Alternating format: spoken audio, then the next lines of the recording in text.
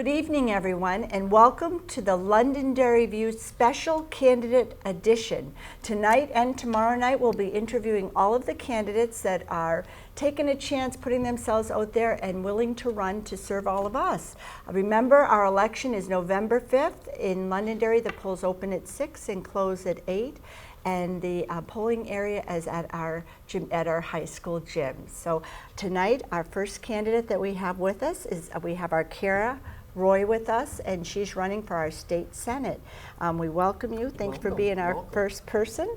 Thank you for having me. I really appreciate you doing this. Welcome. As she said, my name's Kara Roy. I was born and raised in southern New England, southeastern Massachusetts. When I was 19, I joined the Army, and I spent 20 years of my life in the Army. And then after I got out of the Army, I finished law school, and have been a practicing attorney since 2009. I currently serve on the Board of Selectmen in Hudson, New Hampshire, and I previously served on the Library Board of Trustees in Hudson. Some of my issues are health care. I believe health care is a right, not a privilege, and that we should have access for all. And I would work tirelessly to make sure that everybody that needs insurance can get it. Ultimately, I believe that we should have Medicare for all, but I also believe that we have to make compromise and take baby steps forward. So I would just make sure that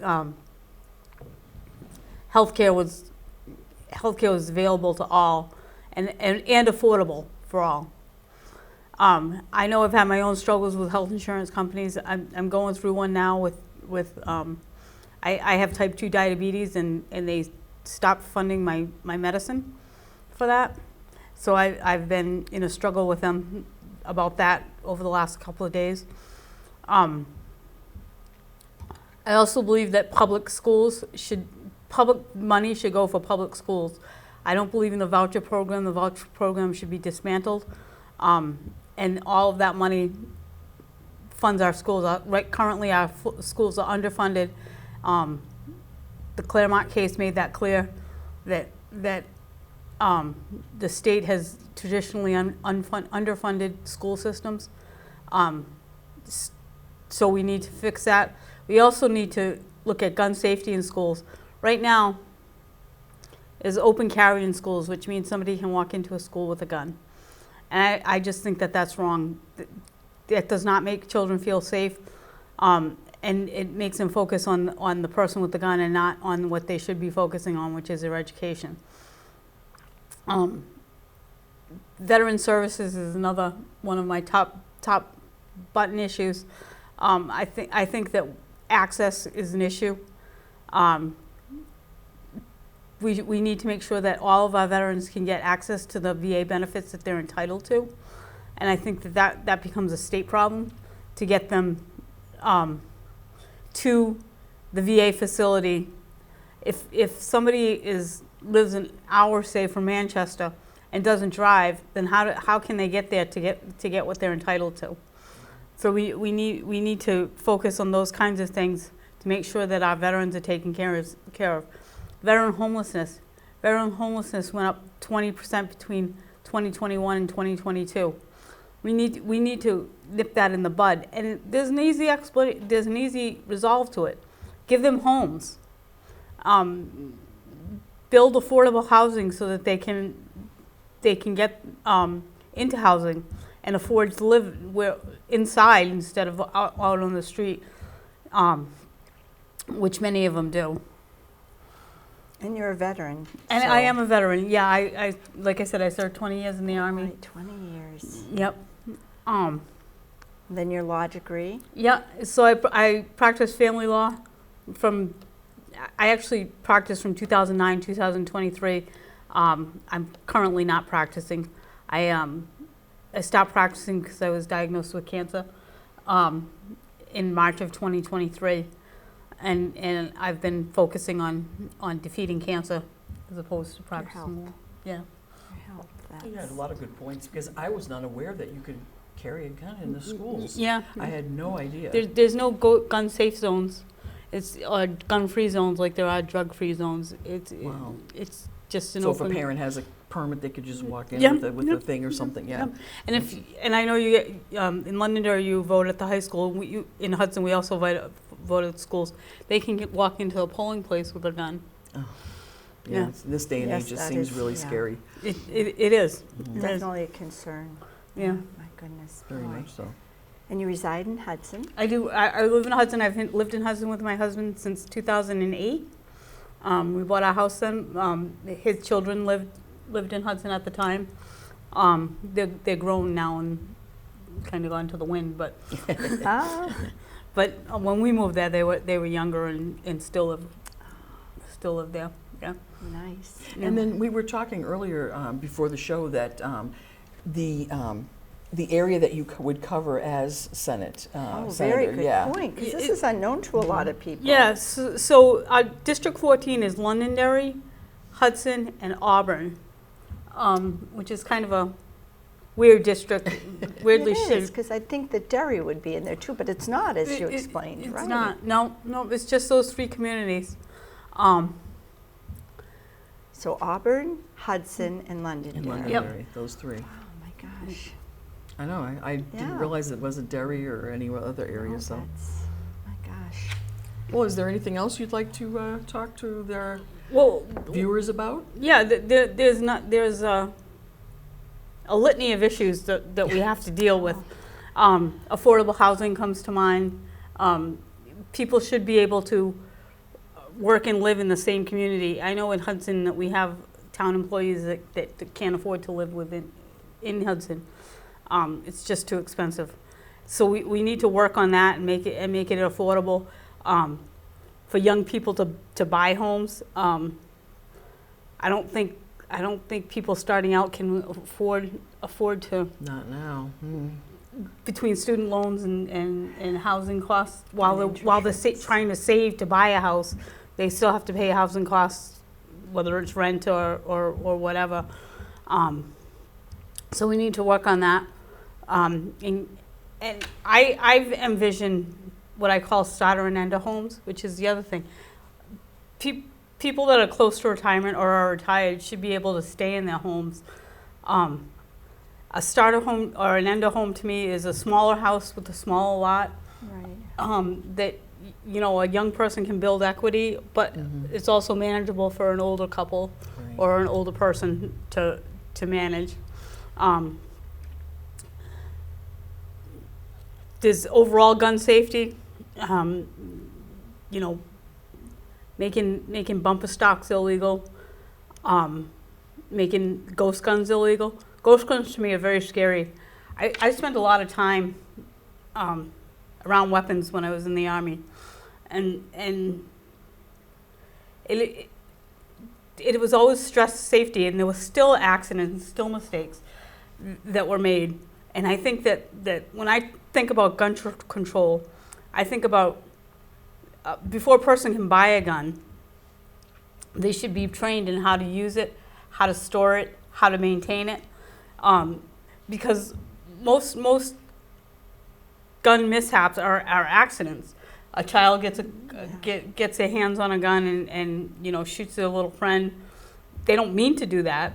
They don't have the capacity to understand what the action is. So if that gun was stored properly, then they couldn't do that. The same goes with suicidal persons. If they have access to a gun, they're more likely to go through with the act. So we need to have some common sense gun laws that again require people to get training on how to use them, how to store them, and how to maintain them before they can own a gun. Education. Oh, Yeah, education. Yeah. Yeah. Well, you've made quite a lot of good points. A lot of good points. Do you have any Facebook page or any websites or anything like that you want to let people know? It's fairly easy. My Facebook page is Carol Roy for Senate. My website is carolroyforsenate.com. My email is carolroyforsenate@gmail.com. Perfect. Oh, it was wonderful That's having you today. I'm wonderful. really glad and you I really could hope come. I can get people's vote to go to Concord and do some common sense legislation. We thank you so much Thank for you being very with much. us. For having We really me. appreciate it. Next, we have with us Paul Skudlarek, and he's running for the Democrat position for state representative. And Paul, we thank you so much for being with us Welcome. tonight. Thank you, Sharon and Debbie. Appreciate it. We're looking forward to learning a little Yeah. bit about why you're running and your thoughts. Well, great. I thank you guys for having me. It's really a pleasure for me to be here. I really like the opportunity to be able to talk about what's happening currently at the State House and how I think I can, have a positive impact. I've been in town for since 2001, and I've been part of committees during the course of my time here. I've coached for 15 years. I have 2 sons that came up through the Londonderry Public Schools, and coached multiple teams of theirs, baseball, basketball, and was very active in that for probably the first 14, 15 years of living here. Did a lot of town cleanup activity during that time as well. And then started to run for office maybe 5 or 6 years ago. So I've run for state rep a couple of times. I was on the budget committee. I ran for town council once as well. And in fact, I think I had an interview with your husband as well as I think Tom Dolan at the time during that tenure.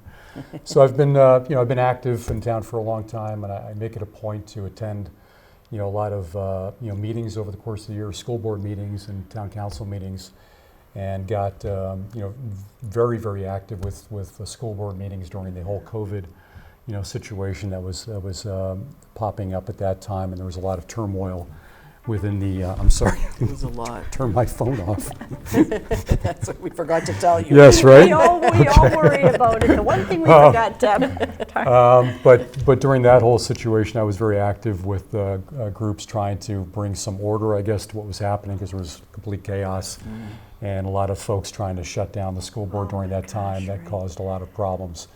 And I was trying as best I could to be somewhat of a voice of reason and just trying to make sure I was active and supportive of teachers and parents and students, during that time. But been active for a long time, and I enjoy getting to know people like you and Sherry, who's done an excellent job, and John and everybody in town as much as I can and be involved where I'm able to.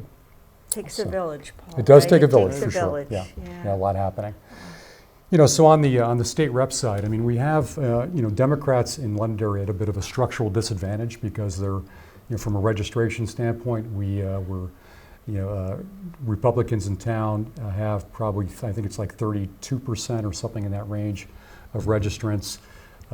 Democrats, actually a little higher than that, I think it's like 34%. The Democrats are somewhere in the range of 23% in that range. And then the rest are undeclareds. So, so it's a challenge for any Democrats to get elected in town. And currently the way things are structured at the state rep level, of course you have 7 state reps in Londonderry. You then have the Floterial district that includes Wyndham that Michelle Stith is running for. But we're all running at large. And so if Republicans, come out as they normally would in the same types of numbers as Democrats, assuming they kind of, vote full down ballot, they're automatically going to get all 7 people in. And so Democrats are out completely. So we haven't had many in the course of the last 100 years. I think there have been 2, maybe 3 in 100 and some odd years of Democrats. I did not That's know the number. So we've really not had, I don't think, if you look, as I talk to people and have talked to voters, we have not had good representation for a very, very long time in this town. And I think it's important that people start to look at trying to create some balance in this town because we don't have any. We have currently some what I consider very kind of radical right-wing folks in town, whether it's Kristine Perez, there's people like, even Ron Dunn for that matter. These are, some of these people are nice people, but the way that they legislate is, in my opinion, is not consistent with, New Hampshire voters and what they'd like to see happen, at the legislative level. And I think it's important for us, again, to have some balance so there's some debate about topics. Some topics that are really important to me are things like voter rights are important because without people voting and actively voting, you don't really have a voice. You're not able to really make changes and have the right people, in the positions to make the proper choices. I think things like, I know Kara mentioned, talked about, gun safety. It's a very important topic, and one that our 8 legislators, if you include Julia Soti, who's in District 35, are really very far out of the mainstream on this. As she had mentioned, today somebody could open carry or, conceal carry and walk into a school or into your polling place, and there's nothing to stop them. Because that's the law currently. And that's what the law allows them to do. And I think that's wrong. And I think in most places in the country that's not allowed, it's not appropriate. I think most people would agree that that's not an appropriate place to have a firearm. And we currently subject our students today to gun drills and to make sure that they barricade themselves in classrooms, things that we never thought of as students when we were growing up. And now these are things that they have to think about all the time. So rather than turn our schools into prisons, like I think many Republicans would like them, more people armed, even talking about arming teachers, let's think about ways that we can mitigate, some of the amount of, the number of guns that are out there, try to make sure that people that do have them are properly trained, as I know Kara, got into in a previous discussion. There's some common sense things we should do. I don't think 18-year-olds should have access to an AR-15, for example.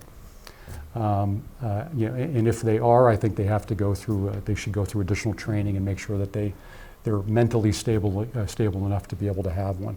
So there are things like that I think are really important that we need to really consider. In Londonderry, I know we're looking at there's funding of the schools in the town that are really important, and the amount of state, the state revenues are actually starting to decline. As a result of federal monies that are no longer available from COVID, for example, those have begun to go away. The Fed has its own, financial issues, whether it's, the size of the debt, the deficit, so there are going to be impediments on that level that are going to probably over time reduce the amount of monies that the federal government's able to supply to the states. Mm-hmm. So with that in mind, Republicans have continued, though, even with declining revenues, have continued to cut certain tax rates for business taxes, which are already very, very low. So there's no business that's looking at New Hampshire, looking at the tax rate today, saying that's it's too high and I'm not going to move there. It's already very low, but Sherm Packard and others and the rest of them have all continued to watch that decline. Well, that's those are revenues we need to operate in town.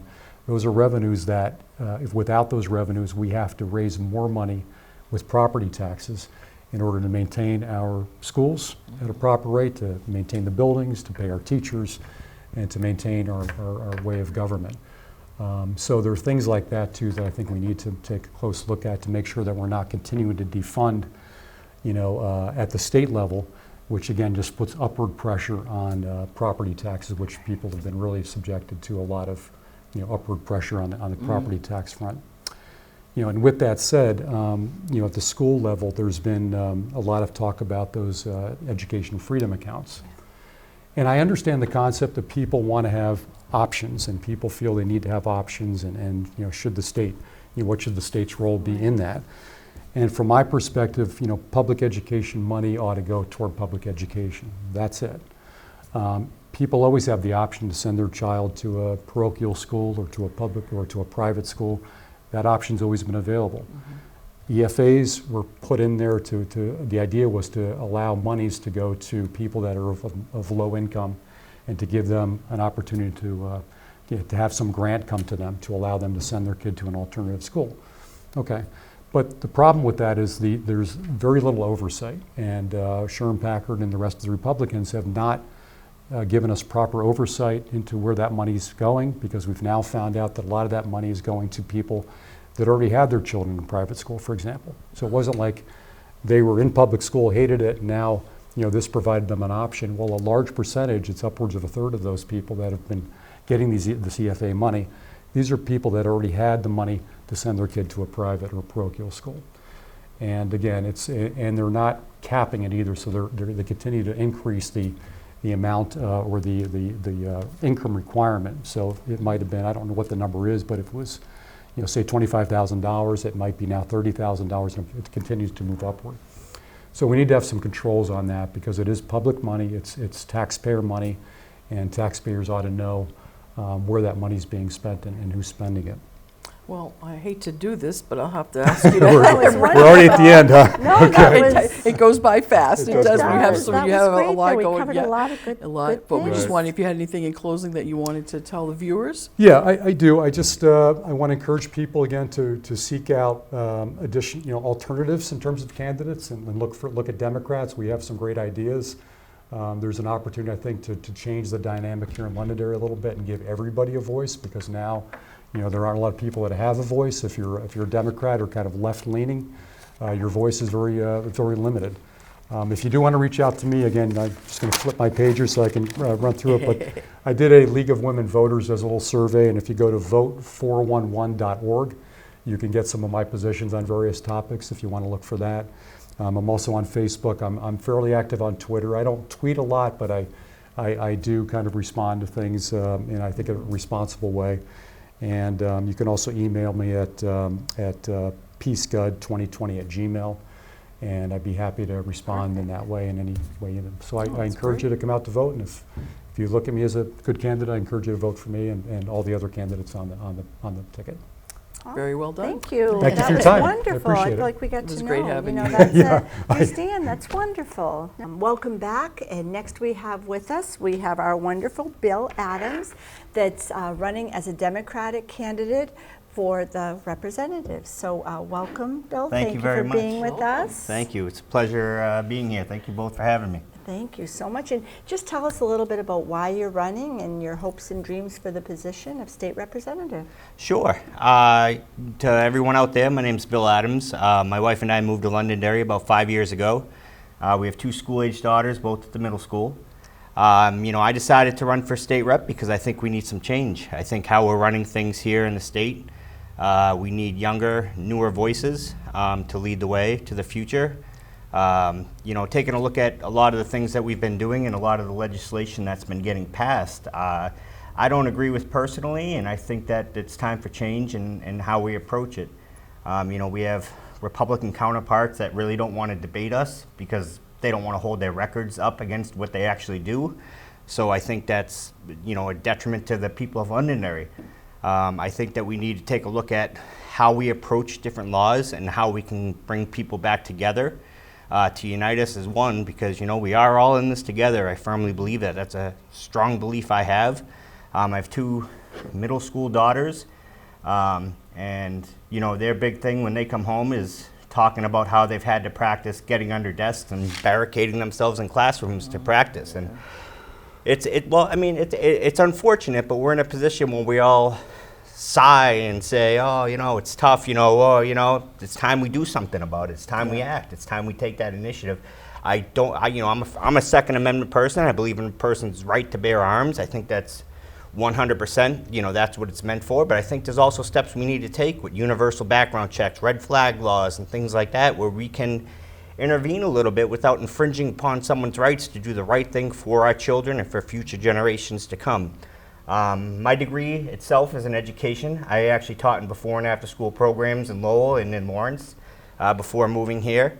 So I'm a big proponent of our school systems and how we do it. And just looking at how we're, I'd say, financing our school systems and the education. One of the big bills that they just signed on to was an amicus brief for Claremont at the Supreme Court, where now they want to turn it back over to towns to supply for the schools. And I think that's a sham, because you're not guaranteeing a quality education for every student in our system. And I think you're going to start seeing children being left behind. You're going to see property taxes skyrocket. You're going to see the, I'd say, quality of teachers denigrate. And I don't think it's beneficial for everyone to do that. But when you go to talk to them about it, they don't want to debate. They don't want to put these records to the public. If they're so proud of their records and what they've actually run on, they'd come out and debate you and have a healthy discussion, because that's what politics is all about, is being able to make your decision and stand in front of the people you're representing and be held accountable for it. But when you start not having these debates and not wanting to be accountable for it, it starts seeming like, maybe there's something else going on. I mean, let's look. Was it last week in Concord? They said they found an extra $500 million in the budget that's been sitting there for 5 years. What an embarrassment. What an embarrassment, seriously. They claim to be fiscally conservative, they're good about the money, and they don't know where the money goes. And then that goes back to the whole, the voucher program for privatization of schools, where there's people that are getting the vouchers that don't need it. It's just more money in people's pockets that don't need it.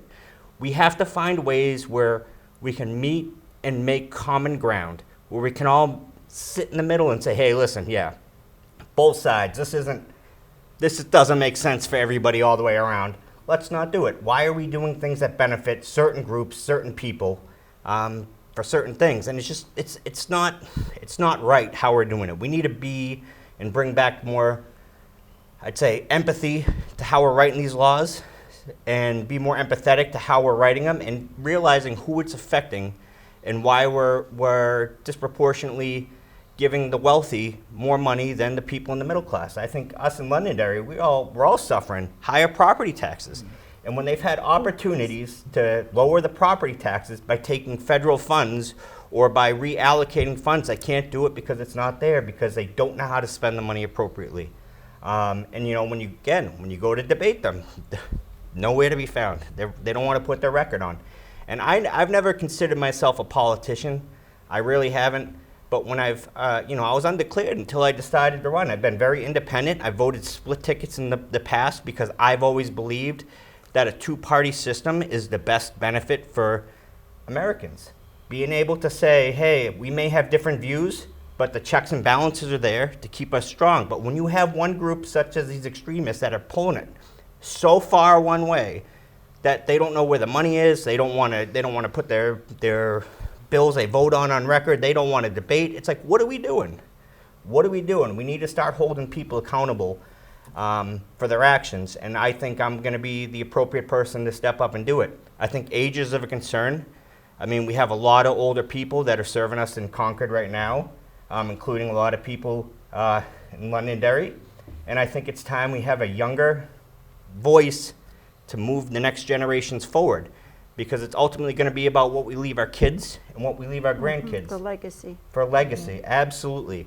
So I think I can bring a lot of that initiative to Concord. I think I can represent people of Londonderry well, and not just certain people, all people of Londonderry.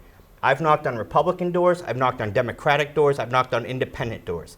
And I've actually heard a lot of voices, and a lot of people are upset on both sides because they're tired of the extremes in politics. Mm-hmm. And I want to bring us back to the middle, to the common sense, to the common ground, and say, hey, listen, we all agree that, kids shouldn't have to practice these in-school drills, but then there's solutions to arm teachers. Teachers get degrees in education to teach, not to learn how to fight like it's a war zone, right? And when my kids come home and tell me, they come in, they're very upset about it.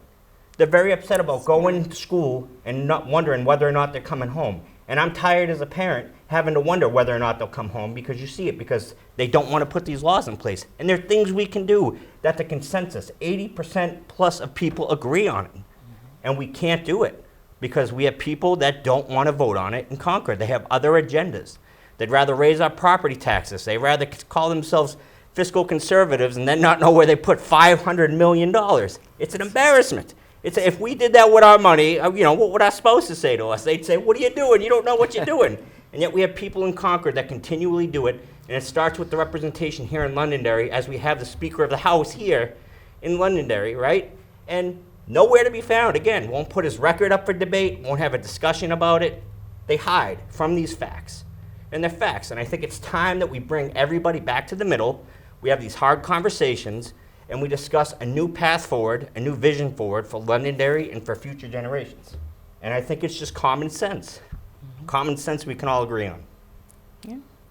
Very good points. Very well Very done. good points, yes. Very well done. Very much wow. so. Deb, go ahead. Give me the wrap. Yeah, that was wonderful. We always ask if you have any contact that you want people to be able to get to you as far as emails or Facebook pages or anything like that. Yeah, sure. So William Adams for New Hampshire State Rep is on Facebook. I have an email, believeandbill4newhampshire at gmail.com. I'm a huge Ted Lasso fan. I believe in positivity. Oh. I believe in caring for each other, and I believe in taking care of each other. We are all in this together, whether you're Democrat, whether you're Republican, whether you're young, whether you're old. We are all in this together, and we're all going to be there someday. So we need to make sure we enable the expansion of Medicare and Medicaid to take care of our parents and our grandparents. But we also need to establish these things in place like Social Security and all these forms of payments to make sure that we can all live sustainable lives and be able to take care of each other for future generations. It's just, it's not complicated. It's I like not you complicated. use the word empathy too. Yes. We need to have more empathy for each other. You know, we need to have more empathy and understanding of people's situations, and you may not always agree, but the fact that you're there to care for each other, to tell each other it's going to be okay, it's going to be all right, and it makes people feel better, it makes people feel wanted, and it makes people feel heard. When I knocked on doors and I had people tell me they were barely able to afford food, I heard them. I can relate. It's tough. It's tough, but we need to take care of each other. And it didn't matter whether they had an R or a D next to their name. It was, what can I do to help you? I never ask if you're a Republican or Democrat. It's always, what can I do to help you? And that's what I want to bring to Concord. That's the kind of empathy we need to move forward and to take care of each other. Well, Very said. good. Very well said. Thank you. Oh, I'm glad you came tonight and took advantage of our show. I'm really appreciative of the opportunity good. here. I really do. I can't thank you enough for doing that. I appreciate you taking time out of your days and listening to me. I know it's not an easy thing to do. It's, especially with the polarity of the politics these days. But, I believe that we're all in this together and we can all do it together. Definitely. And we need to. We need to Very keep good, moving very forward, good. and we need to move forward together. And I will unite Londonderry to make sure we have the proper representation up in Concord to achieve that. All right. Well done. Thank you. Thank you. Welcome, and we're back with Michelle Stith, and she's running for the Democratic Party State Representative. And Michelle, we welcome you tonight. Yeah, we're happy welcome. to have you with us. And if you just tell us a little bit about why you're running and what your hopes and dreams are. Yeah. Well, thank you both for having me tonight. I want to first start off by just kind of introducing myself, because I am running for that shared seat between Londonderry and Windham. So I do live in Windham. I've lived there for 21 years now. I grew up on a farm in Kentucky. My dad was a farmer, and my mom worked civil service at Fort Knox. So I'm used to hard work, and I'm used to getting things done and kind of cutting through that noise. I went to college. I got a degree in chemistry. I was the first in my family to go to college. I got that degree in chemistry, and then I went on to a career in environmental and pharmaceutical industries. I lived in Kentucky, Tennessee, Massachusetts, North Carolina, and then came up to New Hampshire right before we started our family. So we moved to Windham about 21 years ago, and the driving force behind running for state rep is defend public education. Our son is a junior in college now at Princeton University, and our daughter is at Windham High School. She's a senior, so just getting ready to start that next journey. And I'm extremely grateful for all of the education they've received. I transitioned from a career as a chemist to a stay-at-home parent. At that point, I started volunteering in our schools, and I volunteered at our library a lot. I got very involved in our Strawberry Festival, which is our largest fundraiser for our public library. Beyond that, I kind of learned about the New Hampshire way of doing things. And it's not, just donating money here or there. It's putting in your time, doing things together as a community.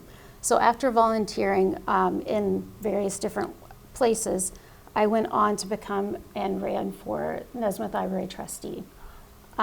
Just after that, our director left the library, and I was tasked with finding a new director. So I had to do a director search.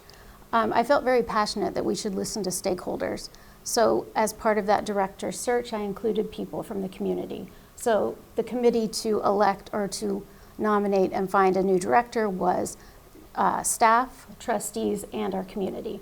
Oh, that's wonderful. Because we wanted to make sure that everybody's voice were heard.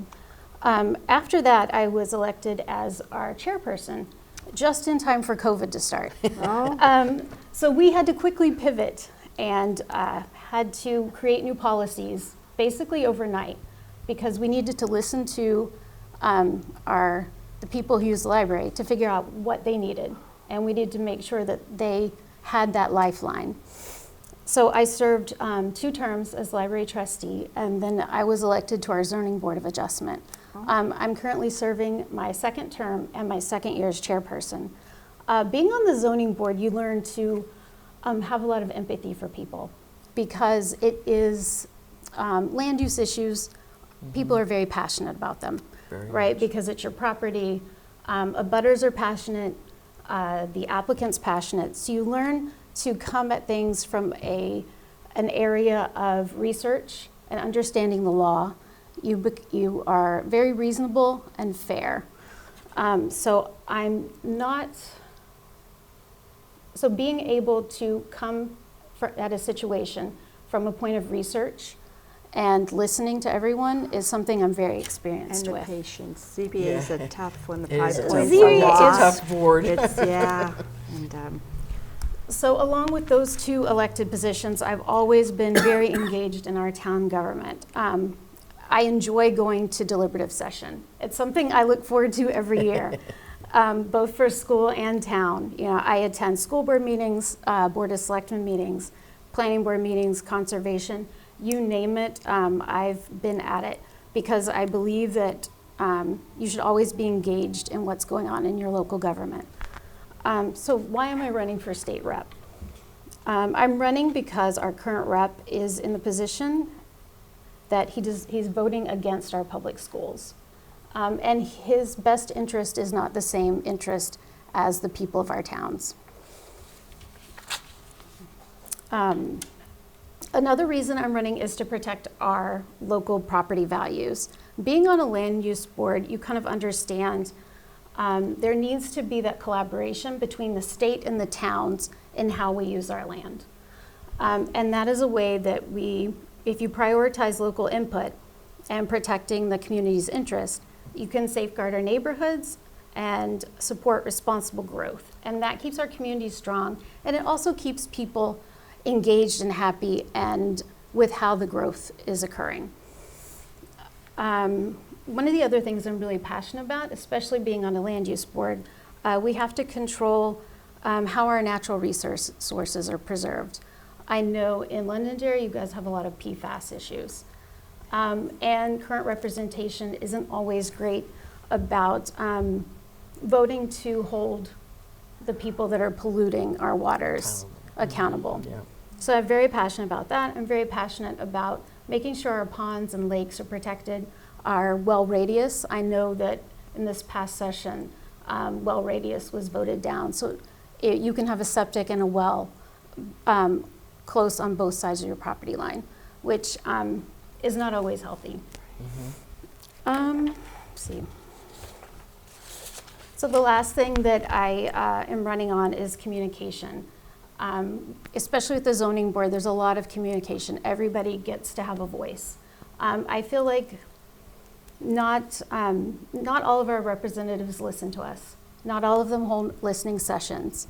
That is something that I would do. I would hold listening sessions to make sure that I'm hearing the people that elected me. I love that, the listening That's a good sessions where idea. you can go, even if 2 people show up. Yeah. Yeah, or 20 that, they have a voice and they can ask questions and see. Right, we always do that with zoning board, and we did the same thing as a library trustee, listening to the public, having empathy for situations. Even if it doesn't go your way, you always feel better if you're being listened to. Being heard. Yeah. Absolutely. So that's about all I have. No, my goodness, that Yeah. was. That was great. Did you have any website or Facebook page or anything that, or an email that people could reach out to you if they needed to? I do, Stith for New Hampshire @gmail.com, and then Michelle Stith for New Hampshire is the Facebook page. Beautiful. And we'll make sure that we put that on the screen. Aaron On the was screen, yep. wonderful about that so that viewers can reach out. Yeah. And I'll thank you for your help at our senior expo a few weeks Oh, back. you're welcome. Yes, I did. That was very nice to have you Yeah. with us. And I've since announcing that I was running for office, I've been to the Old Home Days and participated in the parade and the booths. That was a good time. That's a good I volunteered to help set up at the Senior Resource Fair, which was an incredible that event. really was our expo. Was we It over was. 200 people. Deb and I've been on the committee for a while, and Yeah, it really makes such a difference, and so many great businesses came out, nonprofits, to help, let everyone know, not just our seniors, but their families and neighbors. It gets bigger and better every year. Yeah, it really is. It really is. So thank you. Many hands makes less work, so we appreciate that. Yeah. But no, It was wonderful having you, and we're glad you took advantage of coming on the show to let Thank people you. know what you're all about and why you're running. Yeah, thank you very much. I we appreciate really it. appreciate it. Welcome, and we're back. Next we have with us Fenn, who's running as a Democratic candidate as a state representative. And Ann, welcome. We're so happy to have you with us this evening. Thank you. And anxious to Welcome. learn more about the things you're involved with and your hopes and dreams. Well, I appreciate you both having me on the show. This is great. I think anytime we can talk to folks in Londonderry, either house to house, one-to-one, or as a group, any way we can do it, I am very glad to do that. And I think it's very important. I guess I should start off saying I've lived in town for about more than 30 years. And my daughter went to the school. The high school here was very active in schools.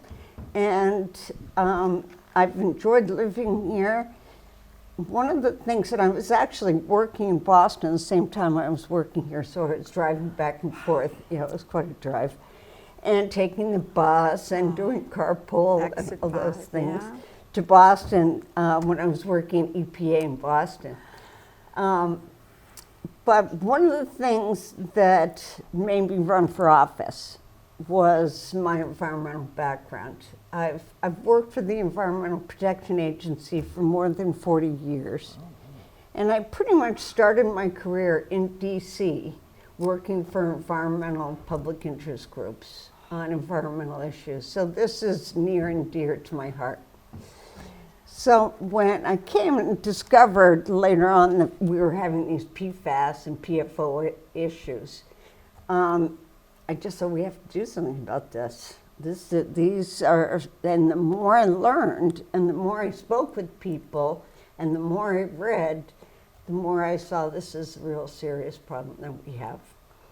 And I think that there are ways of limiting the contact. I mean, I can talk a little bit about PFAS, and I do want to tell people that on the town website, there is a water category. So you can go to that water category and look at the presentation that was given by Mindy Mesmer, who was very active on this issue and was a state rep for a few years. Right, back. She gave the presentation to the Utilities Committee, which I'm on, and the Water Group. And that's on our website. That's on our website. I wasn't even know aware that. of that. Yep, so I'm Thank really you. hoping That's that people wonderful. will go to that, look at that information. It is material, I can talk a little bit about it, but because I want to let people know about it. It is material that was made by DuPont, 3M, and W.L. Gore. And it was actually developed in the 30s and 40s, so it's been around for a long, long time. And it is used in Teflon pans. Teflon, and that's what makes it non-stick, is this PFAS, PFOA. That's the material that makes everything non-stick.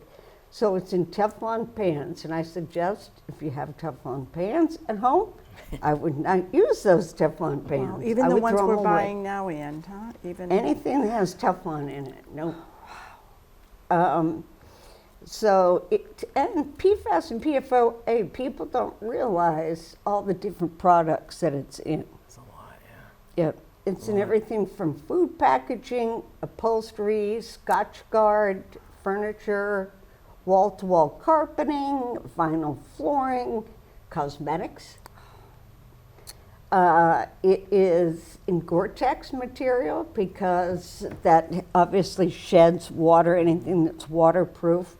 It's in firefighting foam, which is another area which has caused a great deal of problems because our fire departments around the country, our Department of Defense facilities that train for firefighting will have used that firefighting foam. And it's even in tooth floss. Yeah, it's amazing. That plastic that, right, that makes it slide easily, That's but it. with a price. Yep, yeah. And there are action levels. There are drinking water action levels, where in this state it used to be 12 parts per trillion, and EPA has come out recently and come out with 4 parts per trillion. That is a major drop. And as I tell folks, I've never seen the levels go up. Levels always come down. So when it's that far down, when it's 0.4 parts per trillion, which is practically nothing, that's very little. And I am hopeful, I'll state, as public, I'm hopeful that the agency will in time ban use of those chemicals, period, across the board. Because it is a group of about 12 to 15,000 chemicals. It's not just one or two specific, chemicals. yeah. It's a category of chemicals, 12 to 15,000 that we use. And it's international. These chemicals are used in the international context all over the world. So it's not just, us that are being affected. Everybody pretty much has PFAS and PFOA in their bloodstream. I think it's 97% of us have it in our bloodstream. I suggest to people who are just beginning to learn about this to either read this book called Exposure by Rob Blatt, or go to Netflix and watch the movie Dark Waters, because that movie really is extremely helpful in explaining how we began to learn about these particular chemicals. Dark Waters. It's Dark a very Waters. good movie. I've seen it. It's Have you very seen good, it? yes. Isn't it amazing? Yeah, it and is. it's surprising.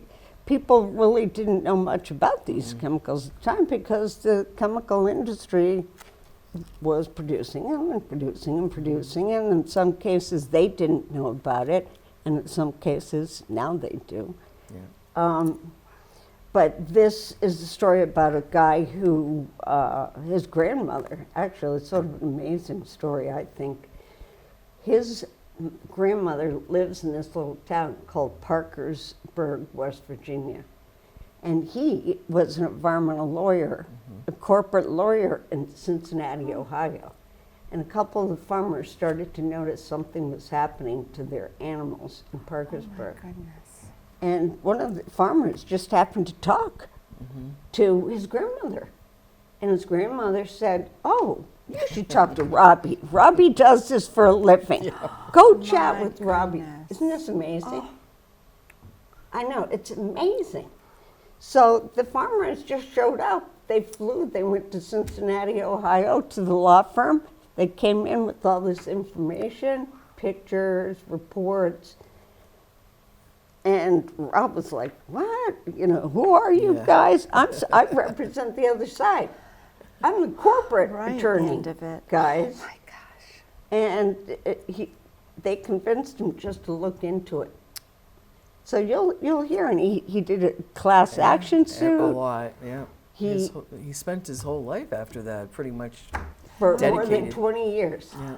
My He's dedicated goodness. his life to it. Oh. And he's helped make other people aware of this problem. Yeah.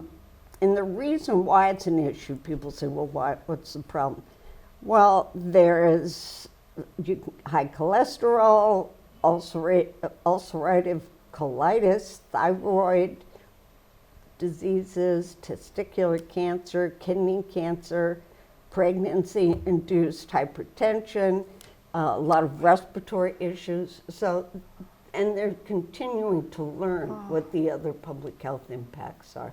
So it's important for people to limit their exposure. And I think we're constantly learning. More and more people are doing more and more toxicology tests and health analysis, so people are learning more and more about it. But So as a state rep, you want to bring awareness to this at the state level, which will help all of the communities and for towns sure. in New Hampshire. I definitely do. And I am concerned about the consent decree that we have and the people who are within the consent decree area. And although they're getting bottled water from Saint-Gobain, which produced a great deal of PFAS and PFOA, they don't have filter systems which are being paid for by Saint-Gobain. Sometimes these filter systems are extremely expensive. Yeah. They can be $5,000 to $10,000. Yes. And the people in the consent decree have to pay for those filter systems by themselves. Oh. That was news to me Yeah. after doing some canvassing this weekend. I thought that they were going to get paid the way everybody else does Oh, my by goodness. DES for those systems, and they don't. They have to pay for them by themselves. It's a lot of money. It's a lot of money. Oh. Well, Yeah. Ann, But- did you want to, we'll have to wrap it up a little bit. Sorry, but I that's okay. won't- No, no, you're but good. Ann, You're very it's the passionate. I passion love about it. it. Yes. I didn't care about And we have yeah, children and we our have- I know. seniors and It's everyone, so all many of us in people between. vulnerable people, are Yep. seniors and kids. Oh, That's how scary. things are going to get done, is by people who are very passionate Right. about And you have these different such a things. strong background Right, in this, right. you know. Thank you. In Washington, Yeah. I know you did a lot too that you didn't have a chance to, but you were very active in Washington on a lot of these issues, which Yeah, we I thank take care you of for that. too. Thank you. Well, I should say very quickly that the other reason why I'm running is because I feel that we don't need to have such animosity. We can have different points of views, different perspectives, different experiences, and we can talk about those. And we can agree as to where those areas of agreement are and where those areas of disagreement are. And we can also be creative in terms of coming up with options that everyone can agree on. So I guess that's what I did for a great extent when I was in DC and in Boston. And I'd like to do that at the State House. To give everyone a voice. Get everyone a voice and listen, because everybody has different ideas and Yeah. suggestions and That's thoughts right. about how to Yep, solve problems. absolutely. That's So wonderful. let's use it. Well, thank you so much for coming and talking tonight about that. It's wonderful. Did you Really want to Thank share you. in too? You have yeah. so your cards or a website or anything with our audience? By all means. Yeah, I do have a website which is called Fenn for the number, newhampshire.com. Or if you want to give me a telephone call, it may take me a little while to get back to you, but my number Absolutely. is 603-512-0284. And I'd be glad to chat with Wonderful. It's wonderful. Wonderful. And we'll make sure that goes up on the screen too, so that viewers can see that. And, Terrific. thank you for Thank all you very you're much. looking to do and for all you've done in the past for us on so many different levels. We thank you. So yeah, Thank you you. for being with us. you. Thanks for having me. Well, next we have with us Representative Doug Thomas. Thank you, Doug, for being with us. And Doug is running as a state representative with the Republican Party. And we thank you for being with us tonight, Doug. Well, thank you, Sherry, your and thank you, service. Doug, for having me on here. I've enjoyed your shows, and we have one ourselves that we do called Concord Conversations, which we talk about the facts and what's going on in the state. But the reason why I'm running again for state rep is, well, I've been walking door to door and talking to people, and one of the questions that I ask them when they come to the door is, how do you feel about the state? Do you have any issues, any things you don't like, anything you'd like to have us change? What would you like us to work on? And to a fault, every single person who's come to the door has said, you know, no, we like it here. We like what's happening. We like the path that we're on. And so, to me, that's one of the reasons why I'm running again. We are running a very good state. People are happy here. There's a reason why people move to New Hampshire. It's because we're different from the rest of the states around us, and we'd like to keep it that way. And we have things that we're working on. We know that there's changes that can come, and we know that there's improvements. But generally, the path we're on, the policies that we're following, people generally enjoy, and it makes for a good place to live and raise a family. For me, when I first ran, they asked me what committee I would like to be on. And at the time I thought, well, it seems like energy is an interesting subject up and coming. I think I would like to be on that committee.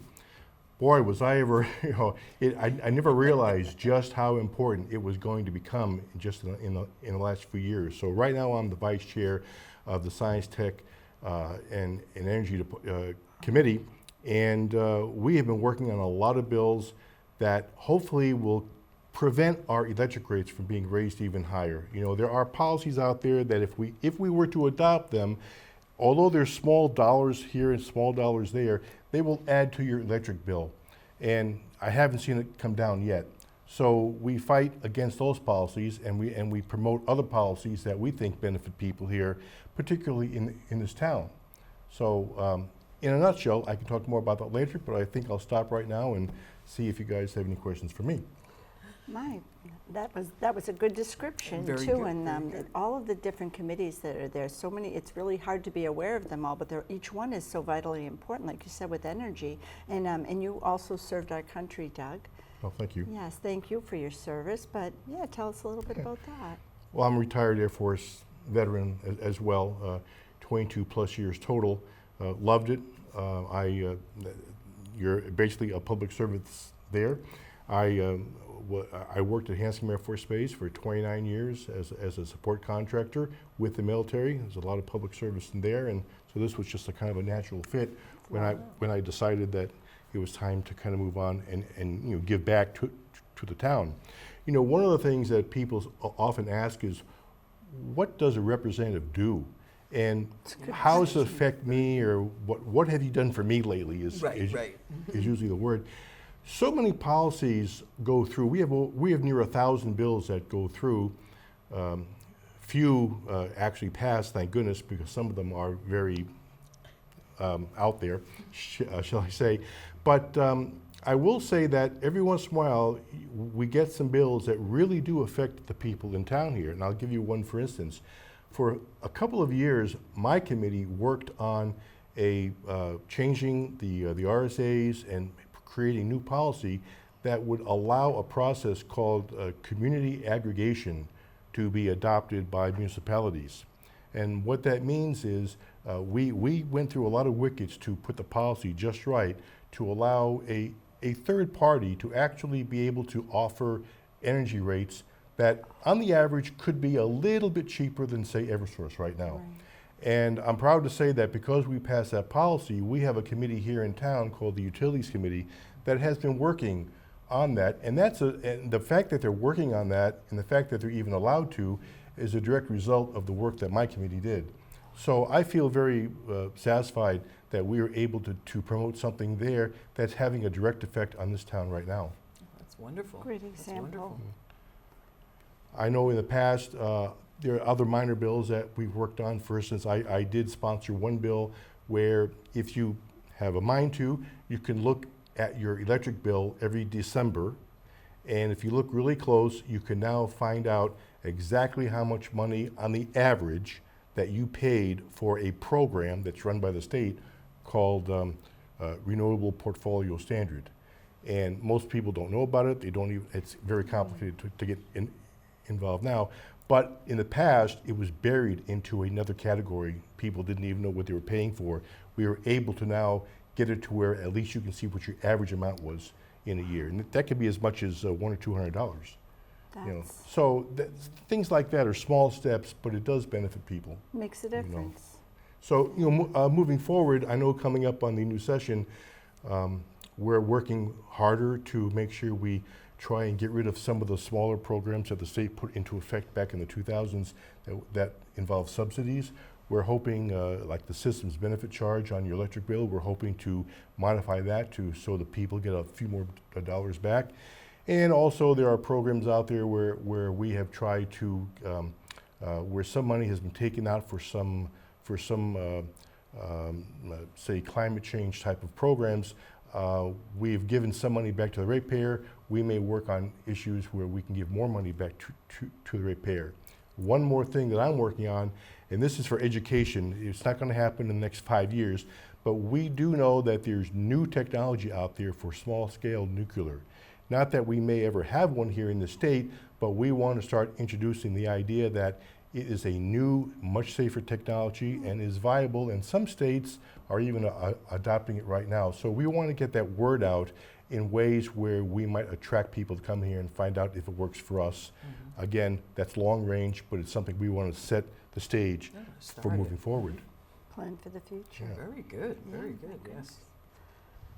Well, is there anything else you'd like to discuss as far as future plans, anything Well, that you'd like to see accomplished in the next? You know, I talk a lot about energy, but we do vote on every single bill, and you know, my policy has always been we are a low tax state. I will never support state income tax or state sales tax. We very aggressively defend the Second Amendment. We vote on issues like education freedom accounts for education. Very important. That's a very successful program in the state, more successful than we thought it would be. And basically what that means is if parents feel that their student can do better in a different district or a different type of school, the monies that the state provides to that student can follow the parent and to be used for education purposes only. And that has been proven to be very, very successful. And we are trying to get more people qualified for that. Right now it's 300% over poverty level. And so they've taken a lot of advantage of that. A lot of states are looking at us now. We weren't the first state to do it, but so far we've been the most successful one. So issues like that, where we work on, that's not my department in terms of committees, but we all vote on things like that, and certainly I would support those programs. Very wonderful. Excellent. Well, if there's anything you'd like to directly say to our voters out there that for the next November 5th? Well, yes, as I started this session by saying, people like the way the state is headed, the people I've spoken to, and they are satisfied. And all I can say is the people that are currently right now, the incumbents that are in right now, are the people directly responsible for making the state that way. So when you come to the ballot and you see the same names on there again, these are the people that are making the state a very good and safe place to live. I would suggest that you look at those people and support them as well, and everyone that supports their policies, because obviously people feel we are on the right track. There's no need for any drastic changes. We just need to have our same people in there so we can start promoting more policies and getting more things done. So I would appreciate your support for me and my fellow colleagues, and hopefully we will continue to make New Hampshire different and more livable than all the states around us. Wonderful. Like that. It was Perfect. really Thank nice to have so you. I'm much, glad you Doug. came in Thank and you. Well, thank you took for having advantage me. of the opportunity. I appreciate it so much. So thank you as Great well. job. Next we have with us Speaker of the House, Sherm Packard, and we're very happy to have you with us this evening. And Sherman is running as a state representative for the Republican Party. Well, thank you. Just a brief background. I think most people know me, but a brief background. I've lived in Londonderry for 51 years now. Moved here in 1973 I moved from a long way of Manchester. Oh. So, but I've been in town all these years. My daughter went through the whole school system, and that's the reason we moved here back in '73. And unfortunately, my wife passed away 6 years ago. But other than that, we had a great life here, and that's why I decided to stay. I'm currently serving my 17th term in the House Legislature, and as you just specified, I am the Speaker of the House.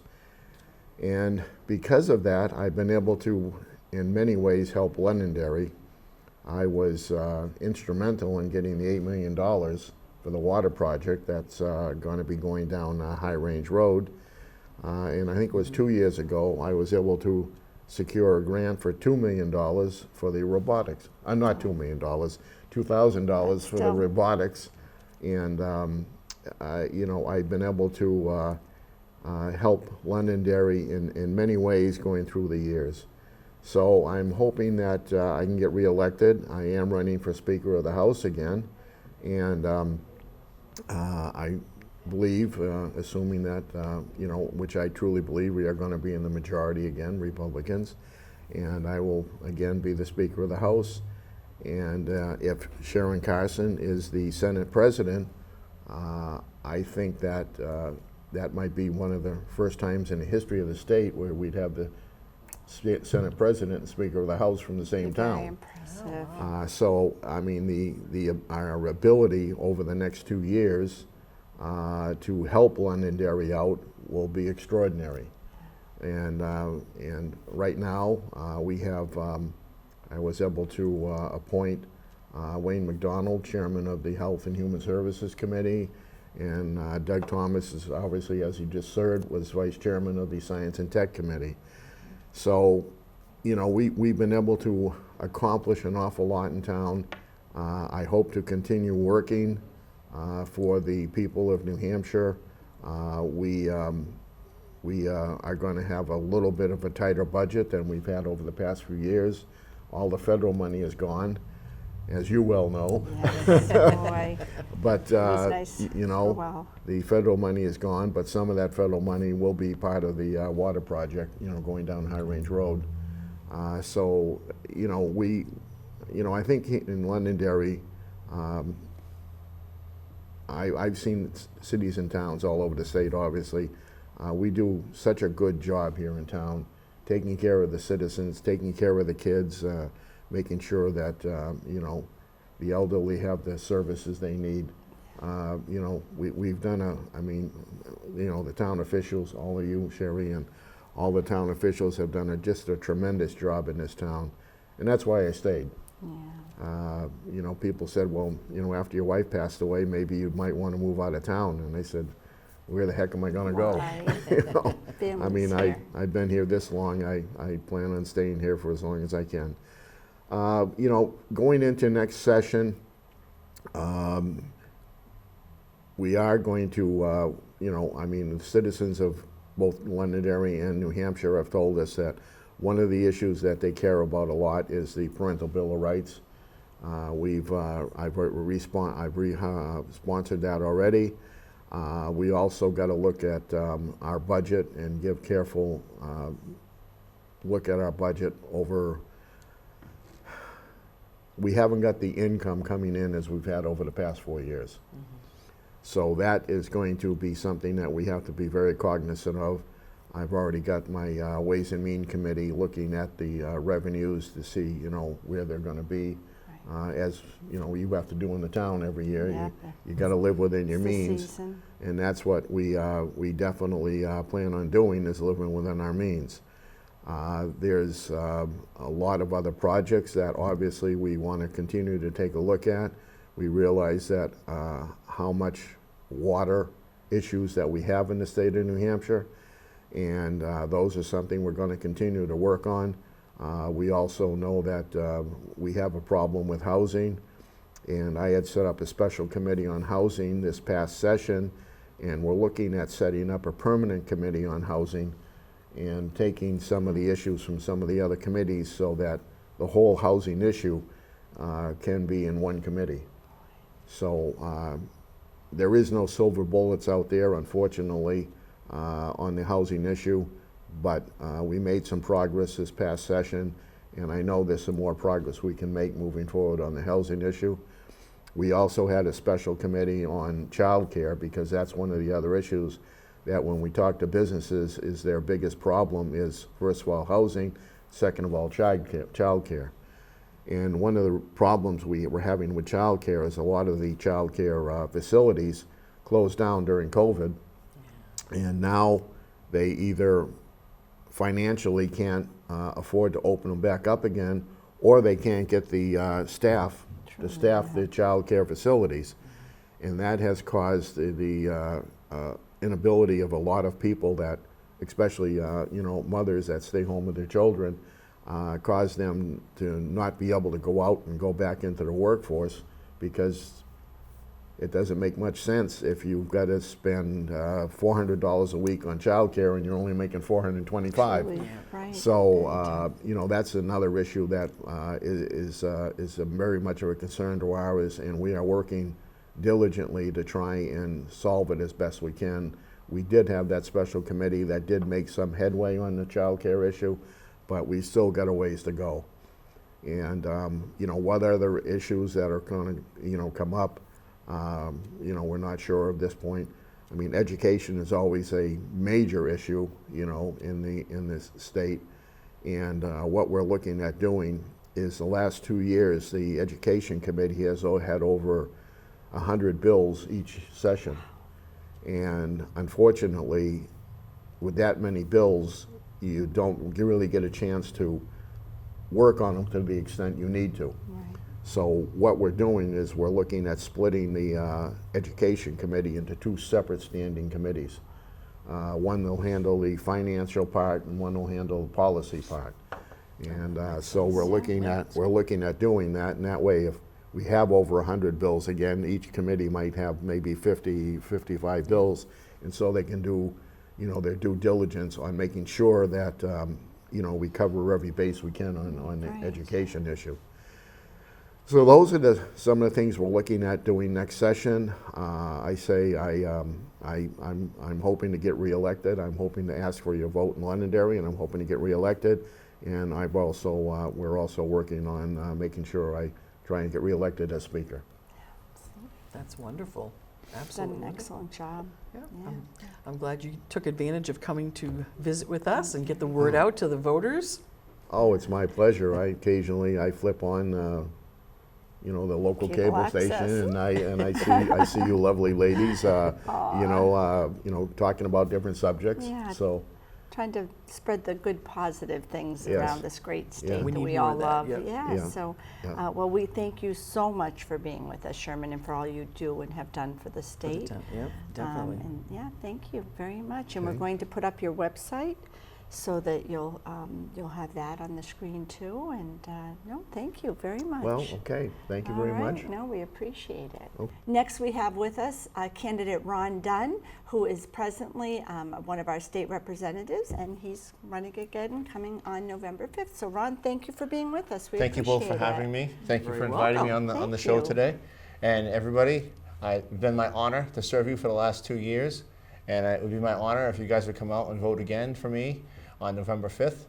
I'd like to tell you some things that I've done at the State House to better Londonderry.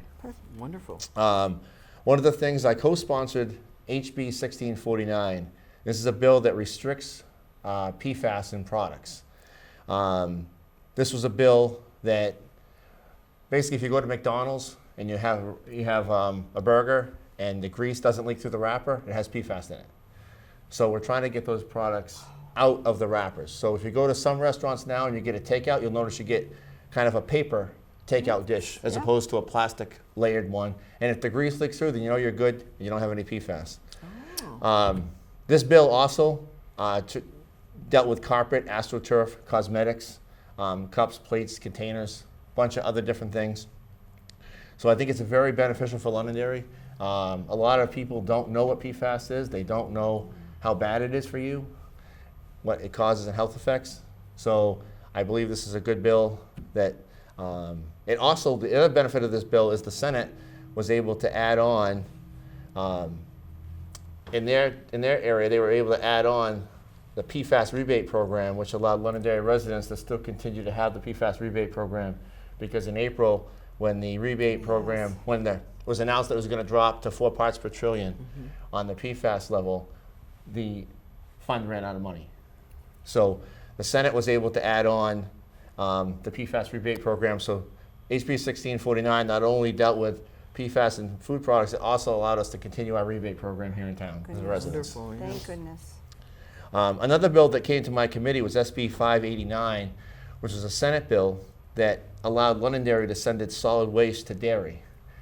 And the reason this came to the state level is because in order for them to charge a 15% premium, they had to get state approval. So basically this allowed Londonderry to send its waste from Woodmont, for example, to dairy. Much simpler process to send it to dairy as opposed to shipping it all to Manchester. It saved the taxpayers millions here in Londonderry, because this program allowed dairy to get the 15% premium. Londonderry was willing to pay it because it would save us a lot of money. Right. And so it was beneficial for both towns. It's another benefit to Londonderry win-win. citizens. I also co-sponsored HB 1114, and this allowed the HB 737 Commission, which is the commission that I currently sit on, it allowed the commission to continue for another 5 years. When the HB 737 Commission was originally set up, it was only 5 years. And this is the commission that deals with PFAS, the impacts, St. Cobain issues. It deals with the PFAS issues in Bedford, Londonderry, Litchfield. So it's a group of people that from those areas of residents and town people that get together, and we have a commission that basically tries to share ideas and tries to do good for everybody, for all the towns, and we're trying to Make a difference for everyone. make a difference for everybody. Yes, make a difference for everybody. That's true. Absolutely. Yep. My goodness. I was also fortunate enough to be able to co-sponsor HB 1171, which extended the commission to study environmentally triggered diseases. So this is an example is kidney disease. So this is a program that if anybody in Londonderry is affected with PFAS, there's avenues where they can sign up for studies and see if they qualify for studies. For kidney cancer is the main one that has been found in Merrimack and a lot of places. I was also able, another really good bill that we worked on as a group, HB 1385. It allows veterans who come out of the military, who are medics, it allows them to have a much simpler process to transition into the private sector. So right now, if you are a medic in the military and you want to, say, become an EMT on an ambulance, the process prior to this bill was basically nothing from your military career counted. You had to start from scratch. Oh, interesting. So this bill allowed you to take everything you learned in the military, apply it. You still have to pass the test, but it allows you to take all your military background and use that as like prior service. So basically, this accelerated the military's, a person leaving the military accelerated their growth to licensing. And plus, hopefully it'll help solve some of our EMT issues that we have where we're kind of low staffed on EMTs and paramedics. Sure. And help that. So a lot of these veterans coming out of the military now should have a much simpler path to become a medic or EMT if that's what they choose to do. That's Wonderful. And it'll help all of us. Yes, Yeah. absolutely. Because they have experience and certifications and. Absolutely. Yeah. And one of the bills that I'd like to put back in if I'm able to get reelected by Londonderry is a constituent here in Londonderry asked me to put in a bill about special education. She had some issues with special education and how she's able to observe her child in the classroom. And it was a bill that passed the House, and in the Senate, they put it to, it kind of died a slow death. In the Senate, it kind of went to get more study. But I'd like to see if we can bring that back, because I think it's a bill that most people agree on, that a special education child might need a little bit of their parents' input as to how they can best learn. So I think it's a good benefit for both the students, the teachers, and the parents kind of all working together on the same page. And then another thing that I'm working on right now, if I'm fortunate enough to get reelected, is one of the issues, I also sit on the town council. So one of the issues that Londonderry as a town is working on is legislative solutions for growth, traffic planning, and land use. A lot of issues in town, we have issues with development, with traffic, with all those different things. So I'd like to put together a commission of Wyndham, Pelham, Hudson, Derry, Salem, Bedford, Goffstown, Merrimack, Hooksett, Litchfield, towns that are having similar issues that we are having with these issues, and see if we can take best practices. So maybe we have a select person or a town councilor, or it could be a planning board person from each one of these towns that gets together and discusses the same issues that we're having, and says, in Wyndham, we're having traffic issues. They have traffic issues on 111, right? Maybe they could share how they are impacting, or what they're doing to impact that traffic with us on 102. Or maybe in Merrimack, issues they're having on Route 3, they could share with us, or Bedford, or different towns could share different best practices. So that's something that I hope to bring to this next legislative session if the people of Londonderry choose to put me back there. But I'm also open to any other suggestions that you guys have. After the election, there's a bill filing period. So if anybody would like to contact me, feel free to contact me. We'll be able to put bills in. We have about 10 days after the election Yeah, to it's put right bills after in. the election. Yes. Good point. Not So going about 2 it's about weeks. a week and a half, I think we have that's open. Yeah. And if anyone has anything At else this that they'd like to time. discuss with me, please contact me. I'm hoping that you guys can come out on November 5th and vote for me. I'm always thinking about Londonderry. It's the best place to live. Live, work, and play. It is. It's a wonderful Although place. we are biased. We are. Yeah. You know, so I just hope that people will come out and vote. Either way, you know, it's a very important election, not only for me, but for the country. For the country, So, everyone, yeah. however you choose to vote, just come out and vote. Your opinion does matter. Many elections have had a person win by one vote. So your vote does matter, as you know. Absolutely. So please come out on November 5th and vote. And if you would consider voting for me, I would appreciate it. Thank you very much. Thank you for being with us Thank you, Ron. That tonight. was wonderful. Ron, Thank we you. really appreciate it. Next, we have with us State Senator Sharon Carson, and we're very grateful to have you with us tonight. And tell us a little bit about your journey and the good things you do up at the state for us all. Thank you, Sherry. Thank you, both of you, for the opportunity to be here with you today. My journey is kind of long because I've served in the legislature for quite a while. I was elected in 2000, and I served 8 years in the New Hampshire House. And the state Senate slot opened up, and I decided that I was going to run. So I've been serving as the state senator for District 14 since 2008. My goodness, boy, it's experience. Yeah, it is. I've had the opportunity to have a number of leadership positions. Currently, I am the Senate Majority Leader, and I work very closely with the Senate President on policy and fiscal issues. Wonderful. My goodness. A lot of time and effort and volunteerism really involved with it. Exactly. And also I know you're a veteran, you've served our country. Yes, I am retired from the United States Army Reserve. Thank you so much for your service. Thank you. It You're also welcome. leads into all of this, you know. Yeah, I Well, think it's about service. it is. And people find different ways to serve. Some people will go into the military to serve our country. Others will serve in our communities as Right. volunteers. Londonderry is known for the spirit of volunteerism that Volunteerism. exists here. Truly. And I'm just a part of that. It's about giving back to make things better for everyone. It is. And did you want to talk about any of the, I don't know, if the bills you've worked on, or some of your things that you really are very proud of that has gone through, that you might have accomplishments or whatever? Okay, thank you.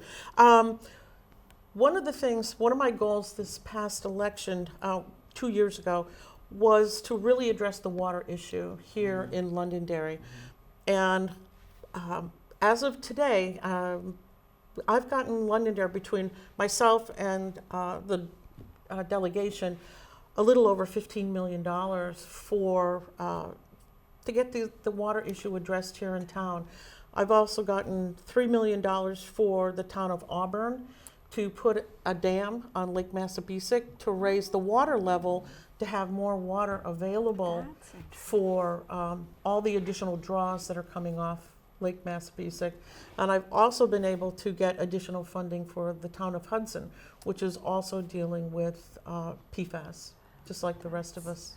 You know, that's something you might want to explain too, because I think of Londonderry as our world, like with our representatives, but as a state senator, you're involved with other towns too. A lot more. Right. I mean, we all know about the issue with Merrimack, Bedford, having a great deal of contamination because of St. Gobain. But that has now migrated down into our area.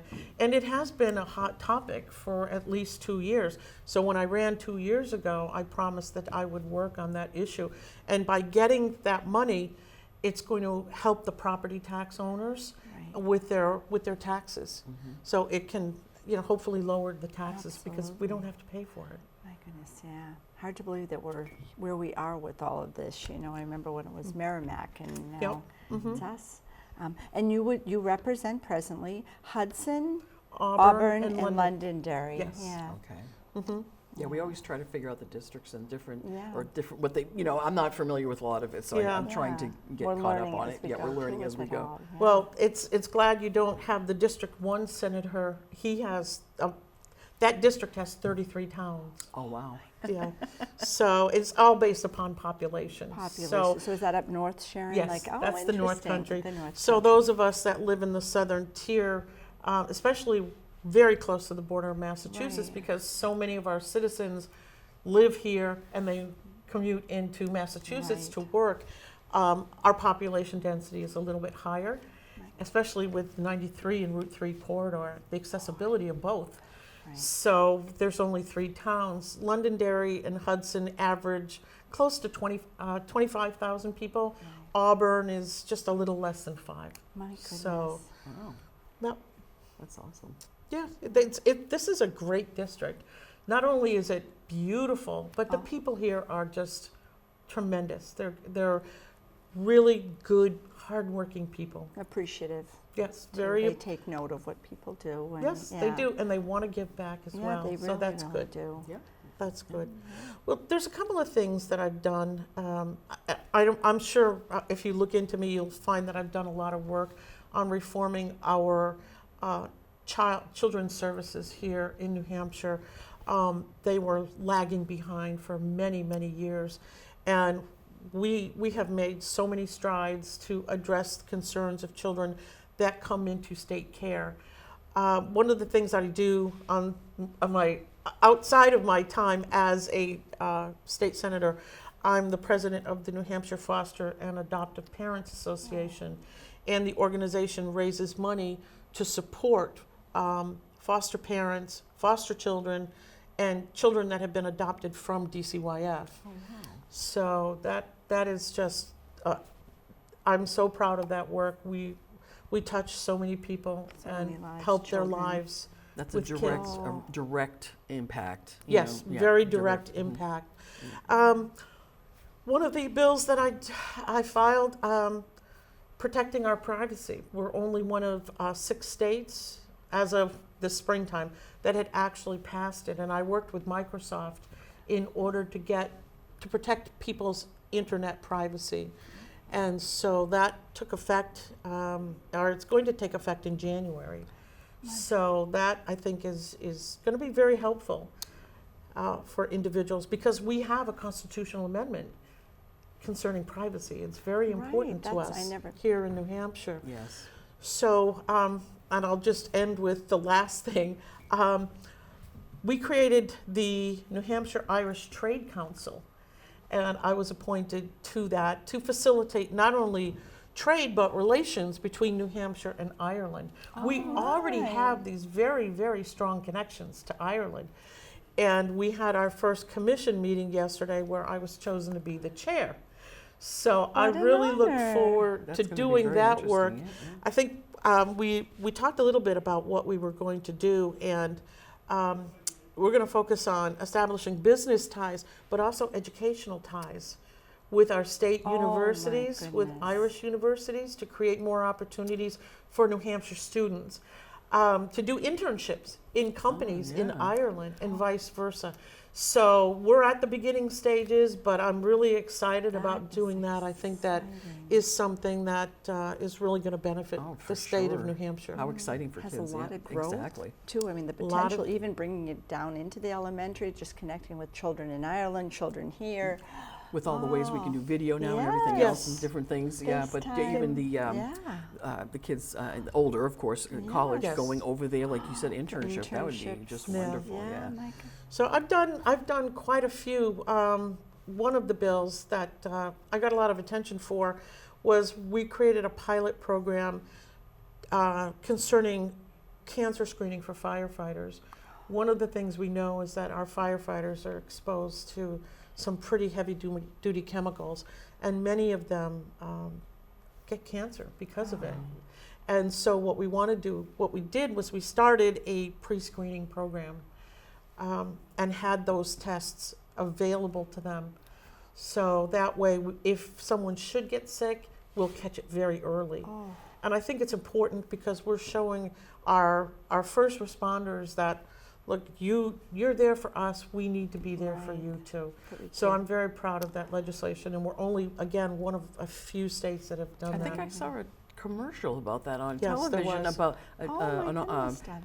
someone in the fire department, a investigator, Yes. fire investigator that has Yes, his found out wife. he had cancer and stuff, Yep. and he was it's Yeah. awesome to catch it early. That's the Yes, key. that's Oh the my that's the gosh. key. Wow. So My time up there, I feel, has been well spent, and I hope the voters will give me another opportunity to work on their behalf.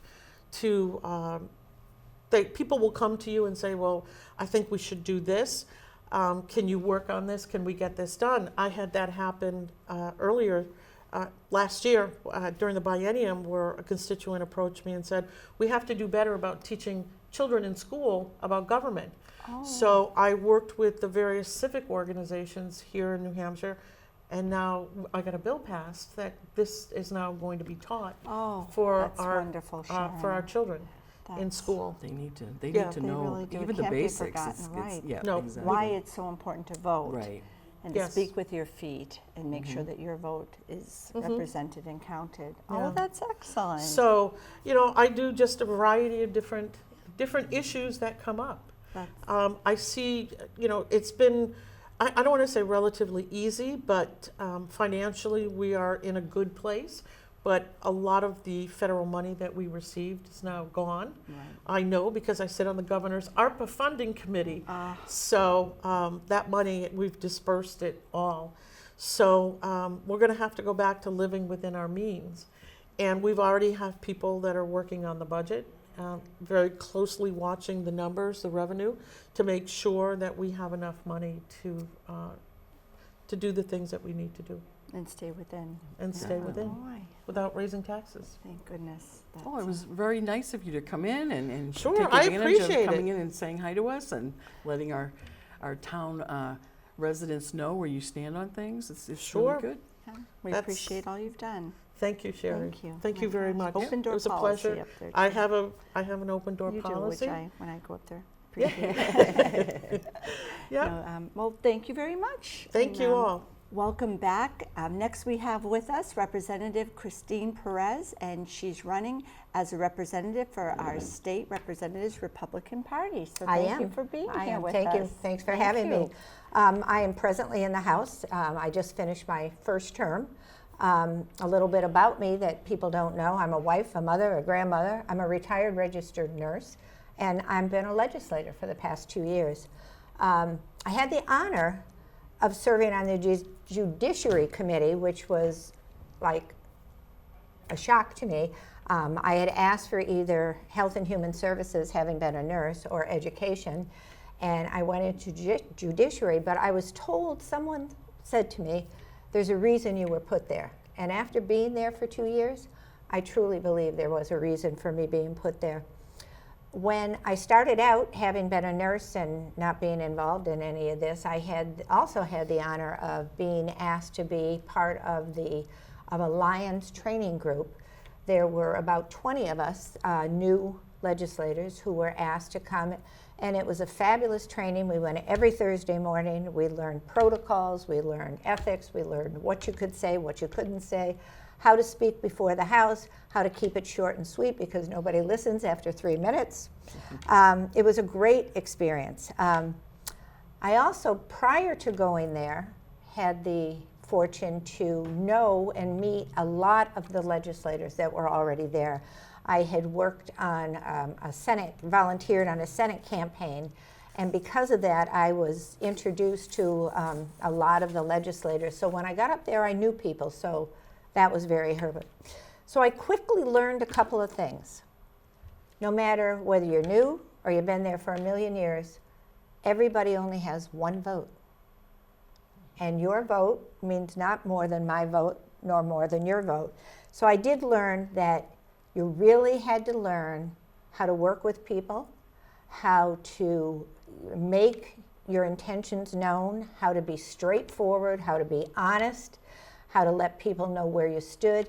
And I really felt that it was very important to do that, and I was fortunate enough that I was able to work along both sides of the aisle and to get things passed, and to work with people on the other side of the aisle who wanted things passed and get them sometimes to work with us on this side. No one's responsible for any one thing. It's a village. It takes a village. So I know that I've been very effective as a legislator. I have been told that, and I know how to work it. I know how to do it now. And I do hope to continue, and I hope to get votes on November 5th so I can continue. You will always know where I stand on something, how I feel around something. I pride myself on my honesty and my transparency. I already have 4 different bills that have been requested by residents in Londonderry to put forward. Now, some are not necessarily directly for Londonderry, but for the state as a whole. And I am working on putting those together, and I also have a co-sponsor who's not in who's pretty much guaranteed that they're going to be there in case I don't get in, that they can take it over so it doesn't get lost. So I will work that for Londonderry. So that's me. That's who I am. Questions? I think you've gone over quite a bit. And has there been any bills that you sponsored or anything? Oh, or? yeah. I sponsored multiple bills and co-sponsored multiple bills. I was able to get 2 bills signed by the governor. And what happens is, what people have to understand, you put in a bill and then it goes to a committee, okay? Right, yeah. And then you no longer own that bill. It no longer belongs to you. So they can swish it around and change it around. One of the bills that I put in, they switched around and changed around, and part of it got passed and signed, but the other part of it did not get passed or signed. So I intend to put in that part is one of the things that I was able to do. I also had another bill that was put in and signed by the governor, and it basically was that, you know, it was for parents and children, and it basically was that when you go to health class, it's a law that your parents have to know 2 weeks ahead of time what you're being taught in health class. But a lot of the things that are taught in health class also dribble out to other classrooms. And so parents wanted to know what was being taught in other classrooms, if it would hit those fine lines. So my bill was that if that was being done, they had to be notified, but it got switched around. So now it's if they ask, they have to notify. So, you know, at least it got passed. That was asked by parents here in Londonderry, and it got passed and it was signed. But again, once again, it got switched around. That happens a lot. Yeah, There's it so does. many bills It that does. go to It does, committee. and it's overwhelming the number of bills. We in judiciary, we get a lot of the tenant and landlord bills. I mean, that's really you know, it's hard. It's hard because, you know, you got to feel for the tenant, but you also got to respect the landlord too, and what the landlord's going through. So that's really, really, really tough.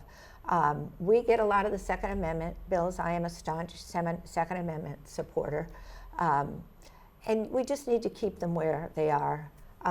We also get a lot of the abortion bills, and even though I am because this has come up so much this year, I am pro-life Catholic, but that's hats here. When I go into the legislature, I put on that hat.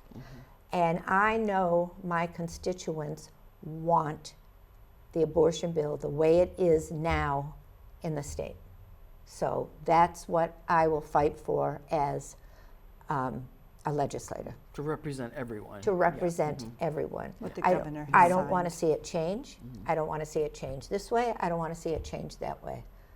Let's just leave it the way it is and go with it. So I very often take off that hat and put on that hat. So. Is there anything you'd like to tell our audience? My constituents? Yes. My constituents. I'm here. Ron and I did sponsor, I think, 5 times in the past 2 years, you know, what's going on in Concord. If I'm elected, I will again do that. Ron and I will co-sponsor those, and they are open to everyone, and they are advertised. I also pledge that I will be at every session, every House session, which I pledged last time, and I was. I also, if you're more than welcome to get in touch with me and let me know what your concerns are, what you think is right, what you think is wrong. I'm more than willing to talk about it. I have cauliflower ear from talking on the phone all the time. But I'm here, so ask me. Sounds good. And we'll put that on the screen so Absolutely. that the information on how to Website or contact. anything if you want to mention. I do have a Facebook page. I'm not using my website anymore, but I do have Kristine Perez for state representative, and my phone number is on that as well. So you're more than welcome to call me. So, Sounds good. okay. No nasty letters, though. No, all positive. Okay. Yeah. It was no, wonderful that you took yes. advantage of this opportunity. Yeah, It was good. thank you. I think it's great that you Thank do this. Yeah. Next, we have with us State Representative for the Republican Party, Wayne MacDonald, and Wayne is running for that position, our State Representative. So, Wayne, we thank you for your service. Welcome. And thank you for being here. Well, thank you, Sherry, and thank you, Debbie, for inviting me, and thank you for, having this show. It's a valuable community resource, and we appreciate it very much, and I appreciate it very much. Again, for the benefit of our viewers, my name is Wayne MacDonald. I'm a state representative here in Londonderry. I've had that privilege now for 2 terms, running for my 3rd, and on November 5th. And during the course of the last 4 years, I've had the privilege of being the vice chairman of the Election Law Committee. A great opportunity, fantastic opportunity to work with town clerks and election officials all over the state, especially our own town clerk here in Londonderry. We appreciate it. And so that was a great That was experience. As the vice chairman of the Election Law Committee, I co-sponsored a number of bills dealing especially with audits. As we all remember, the 2020 election was very contentious, a lot of concerns. There was the Windham issue, where there was a massive vote swing after the recount. And so I was heavily involved in trying to address that issue and a number of audits around the state and a number of legislation relating to that, supporting various efforts at election integrity, election verification, and so forth. I did that for 1 term. I had that privilege for 1 term. My 2nd term, this past term, I've been chairman of the Health and Human Services Committee in the House. Health and Human Services and Elderly Affairs is actually the name of the committee. I worked for the Department of Health and Human Services for 23 years. So the Speaker, he thought that it would be a good fit for me. And it was a privilege to work with so many from a different angle that I had actually worked for in the department. They'd testify. They'd be emailing me. They'd be calling me. They'd be, what about this bill? What about that bill? Remember when you were in the department, we did this, or we were concerned about that. And it was great to reconnect with all those folks. I retired from the department 5 years ago, so it was kind of going home in a way. And we got a lot of good stuff done. We don't have as many bills as some committees. Some committees, education, for example, I feel so bad for them. They get over 100 bills a year. Oh, boy, that's a lot. Wow. We got 53 in our first year and 43 in our 2nd year. But they're very complicated bills. They deal with organ donor issues. They deal with gender reassignment surgery. They deal with circumcision. They deal with some really controversial issues. And Medicaid expansion was probably the front and center more than anything, the whole Obamacare thing and so forth. And that was a very contentious situation. The Senate had passed it and it was a Senate bill, and the Senate wanted it to be permanent. The House wanted it to be subject to renewal, which it has been ever since it was passed back in, I think it was in 2014. It's been renewed several times, 2013 or 2014. And so we had a lengthy hearing on it, several hours, and there was all kinds of negotiations. Initially, the proposal in the House was 2 years. And of course, if you want any healthcare providers to take that contract, it has to be a minimum of 5 for them to be worthwhile. And so it went from 2 to 6, and then we ended up coming up with 7. So it's good till the turn of the next decade, beginning of the next decade. So that was probably the most contentious bill we had this session, but again, we had others, some of which I've mentioned. I've co-sponsored a number of bills, both in the Election Law Committee and Health and Human Services. One thing I've tried to do is, make the whole legislative process as efficient as possible. So I always look before I sponsor a bill, I try to see who else has sponsored a bill so that I can sign on to their bill. So that, because we have 800 to 1,000 bills a year. And it really, you know, I'm always concerned, and I've seen it happen where bad bills, every bill has to have a hearing to be debated unless it gets on the consent calendar. And when that happens, too often bad bills take the time away from good bills and the more important bills. When you see bills like whether New Hampshire should secede from the Union, or whether it should be legal to own a kangaroo, or how you should pronounce the city of Concord, New Hampshire. Those all have to have a hearing. And, you know, and there's no way to prevent a state legislator from introducing a bill. But I just finished chairing a special committee for the speaker, and we are going to try to be more proactive in terms of guiding the bill filing, trying to consolidate that process, make it more efficient. Myself and legislators from across New Hampshire just spent several weeks working on that. We issued a 7-page report to the speaker for his consideration, and you know, hopefully many of the recommendations will be effective and valuable. So that's been one of my big priorities, because I want the process to work as efficiently as possible. Prior to being, you know, one of the advantages I've had in terms of being in the House is I've been in politics for 48 years. Wow. Yeah, I've run campaigns, I've chaired campaigns, I've advised campaigns, I've been in political party office. I know the process pretty well, and many of the folks I've worked with over the course of time, you know, in various political realms are now commissioners in state government, they're judges, they're deputy commissioners, they're directors. And that's been very helpful as constituents come to me. I had a constituent come to me about, you know, she had lost her job during COVID. She signed up for unemployment. And she and her husband, you know, were living on the edge. You know, a lot of people were during COVID because of various challenges during that whole situation. And I was able to work with the commissioner and get her well, the big thing was, I was saying to her, well, you've got to pay all the money back. We made a mistake and you weren't eligible. You shouldn't have gotten that money. I know the commissioner very well. I've known him for many years. Before he was previously a labor commissioner, I've known him even before he was labor commissioner. So I was able to work with him directly, and we were able to get it waived. And you know, that was important. I've known the labor commissioner, current labor commissioner, Ken Merrifield, many years, and been able to work with him on different business issues and concerns over fines that were really punitive and didn't necessarily, you know, a labor inspector might be a little overzealous, and it's always helpful when you can go right to the top. So I've known him. I know John Formella, the Attorney General.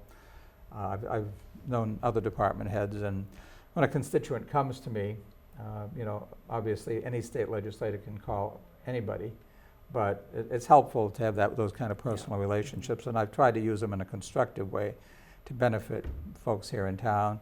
I'm always available by phone if somebody calls me and wants me to call them back. Sometimes they just want to vent. They leave an aggressive message, and I certainly, you know, and I consider everything that I get, every vote I cast. I consider all the input I've gotten, whether it's from a town official, whether it's from a constituent, you know, whether it's from a Republican, whether it's from a Democrat. I make it a point to do that. I look at all my emails. You know, I make it, you know, if they want a meeting, I'm happy to do that. So I try to be as responsive as possible. 16,000 registered voters, I think it is. Yeah, it's almost 17,000 now. You're very close. Yeah. So as effectively as I can do it, you know, I try to represent all 17,000 as effectively as I can. And on any given day, every single vote you cast in the House, and some of them are voice votes, some of them are division votes, but roll call votes, you know how we vote.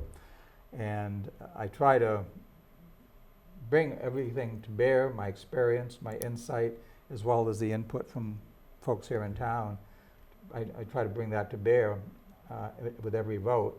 But again, you can't keep 17,000 people happy all the time. And you know, I certainly try to be as respectful and as accommodating as I can.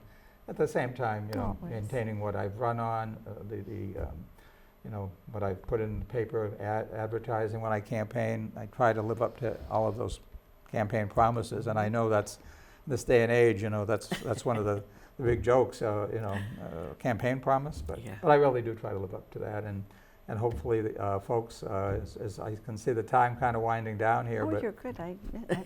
but you know, as Election Day approaches, I've enjoyed and been very honored and very grateful to have the opportunity to represent Londonderry these last 4 years. It's been an honor to work with the other members of our delegation, with Senator Carson, and on the Senate side. It's been an outstanding opportunity for Londonderry to have the Speaker of the House. And I would appreciate your vote on November 5th and be honored to continue to represent you for the next 2 years. Next, we have with us Representative Tom Dolan, a Republican state representative, and we are honored to have you here with us, Tom.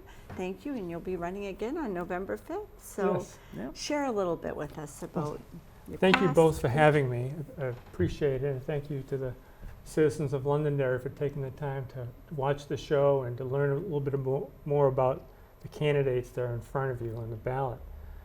This time I'm asking you to return me to Concord for re-election for my 4th term.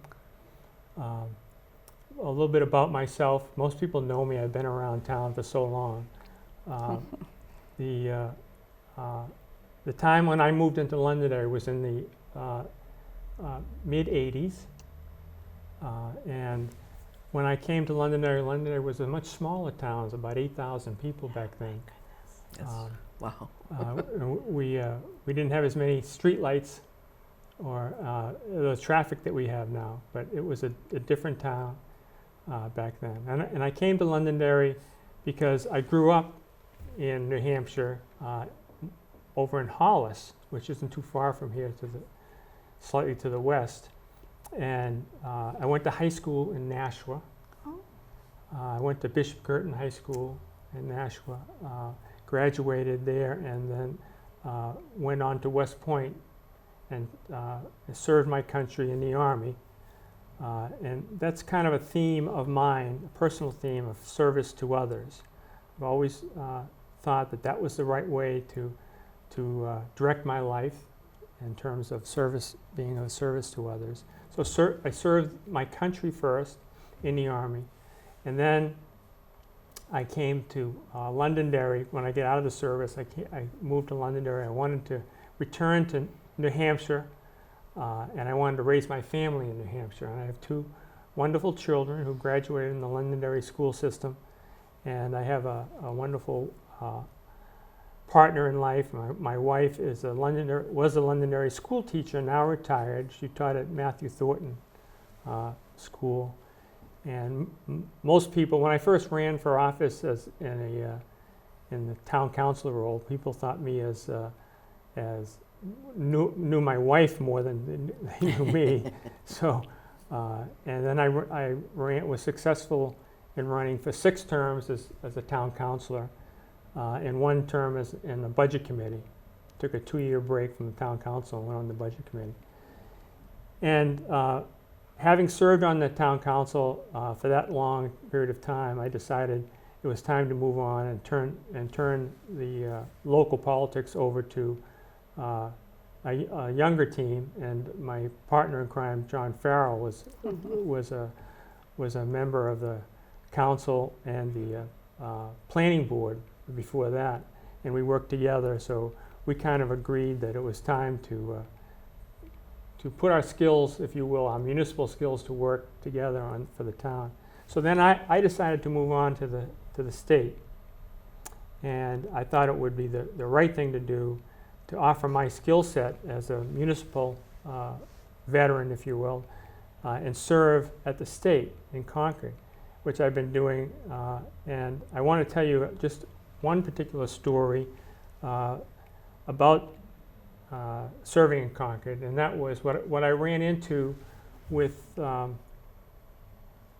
change in how the state was viewing, or starting to change how the state was viewing fossil fuel consumption, which seems a little bit of a stretch here for this discussion, but it just gives you a sense of why it's important to have local representation representing you at the state, and I'll explain that in a minute.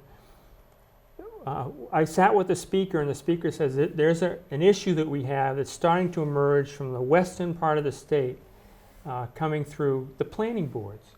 I said, what are you talking about? He said, well, I want you to talk to these people. And he put me in touch with various people, and in some cases they were folks that had worked in the proliferation of fossil fuels like propane, for example. A lot of us use propane in our homes to heat them, maybe to run a fireplace or hot water heat, so forth.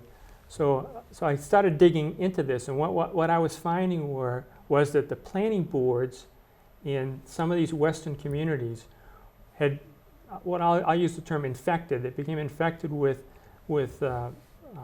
activists who were looking to eliminate the use of fossil fuels in the state. And what they were doing is they were putting in local rules in their planning boards that when developers came forward to get their development approved, that they would agree to sign up for electric-only utilities. In other words, they would put your heating furnace in, and it would have to be electric. Oh my. And when they would put the hot water heater in, it would have to be electric. So that seemed to me kind of an invasion of the rights of individuals to choose their own path forward as to how they were going to energize their homes. So we got involved in that and put a stop to that, so that local citizens, when they built a home through whatever process they were using, was a developer or they were building it themselves, that they had the choice, their choice to decide what kind of fuel to use, what technique to use, and so forth. Whether you want to go with electric, or whether you want to use, in some cases, even people heat with wood, so forth. So these are choices that we wanted to preserve. So anyways, that was an issue that I took up. It was very successful. At the time, I was a chairman of the Municipal and County Government Committee, and we took care of it through those. It didn't get a lot of ink in the paper, but it was something I like to put a feather in my cap that it was a successful campaign. And at this point, I'd kind of like to stop talking about politics, if you don't mind, because there's an issue that I've been working very closely with fellow Representative Dave Lundgren on, and that is sponsoring legislation to help the medical community put a reduction or an end to opioid abuse, which is such a scourge in not only in our town, but in the state and, in the country as a whole. We see a lot of discussion on the news about fentanyl, and fentanyl is an opioid. It gets the most attention, but there are more insidious drugs that are opioids as well, that are used mostly as painkillers. But what happens is people get out of control. I know, I can tell you a personal story. I had some surgery done a few years ago, some hernia surgery, which can be very painful afterwards, because anytime you sit up or like do a crunch or whatever, it hurts a lot when you after you had that surgery. So as I was being discharged from the hospital, the nurse came and gave me my discharge instructions and so forth, and she gave me a prescription. She says, here's your prescription for 30 oxycodone. I said, 30 oxycodone? That's a lot of drugs. She says, well, that's what the doctor's prescribing. I said, well, I'm not accepting that. I don't want 30 oxycodones. I'm going to take maybe one or two, in my view. But what am I going to do with the other 28 pills of oxycodone? I'm not going to flush them down the toilet. I'm not going to throw them out in the trash. And I'm not going to leave them in my medicine chest where kids could get a hold of them, or, kids have parties and they go through medicine chests and diving and so forth. So I gave it back to the nurse. I said, you bring that back to the doctor and have him rewrite the prescription for 5. That's all I'm going to take. But that's just an example of the way, one of the ways how opioids can get introduced to a family. And there's so many families, even here in Londonderry. We don't hear about it much. It doesn't make the newspaper. But there's so many families suffering from opioid addictions or abuse, and having to deal with that with various therapies and so forth. So it's something that we need to continue to keep working on. I would ask you, the citizens, to talk to your reps and ask if they would work on this and give our kids a better chance at survival. Too many kids are overdosing, and some are actually committing suicide around this scourge that we have. So with that, I don't want to end on a sour note, but I want to end on a hopeful note that if we can get control of this, I think it's something we can really do positively for our communities. Most definitely. So thank you for having me, and hopefully I didn't run too far over time. No, you're fine. Anything you want to say to our viewers, Tom, as we close? Well, hopefully you'll take the time to come out and vote on November 5th at the Londonderry High School. It's going to be crowded, but just plan for it. Plan for a little extra time. On a good note, in Londonderry, we have extended hours. We open at 6 o'clock in the morning, and we're open till 8 o'clock at night, which is 2 hours longer than most polling places in the state. And I think we're open the longest of anyone. I believe we're right there. And so if you want to come early, you can get it done early. If you want to come late, we'll be open and accommodate you. Well, thank you so much. Thank you so Appreciate much. having you with us. Well, thank you for having me. And next we have with us State Representative for the Republican Party, Dave Lundgren. And Dave, we thank you so much for being with us tonight on our Londonderry View. And we're looking forward to learning a little bit about your service and your time and why you want to continue running. Well, thank you. Thank you for the invitation. First off, I'd really like to thank the citizens of Londonderry for electing me for the last 14 years. It's been quite an honor serving them and trying to help the community out. I've been in town for 47 years. I'm a chiropractor in town. I've had a business in town. I've been active with different organizations. The first one I started with was the Lions. I went to the Rotary Club. I was a member there for 30 years. I was awarded the Paul Harris Fellow, which is their highest award. Wonderful. For service. Which was, quite a wonderful thing. I started a road race back in the day with Larry Martin. That went 33 years at Old Home Day. Yeah. It was a really wonderful event that all the monies were donated to the track club. So for kids like Todd Swenson, I remember him going to a race in San Diego. Trip was paid for. John Mortimer, the same thing. John, actually, his mom ran in the road race at one time, so that was pretty neat. My kids talked me into running in on the 30th anniversary of the road race, of which I made it. That's all I'll say. There you go. That's all that matters. But this community has meant a lot to me. I feel very honorable that I have been able to go to Concord. My main goal when I went to Concord was to build a bridge, build bridges between the two parties. And I feel as though the representatives that I've come to know, I've been pretty successful at doing that. I mean, let's face it, we're all in it together. We're at the state is our main goal. Obviously, Londonderry is my main goal, but I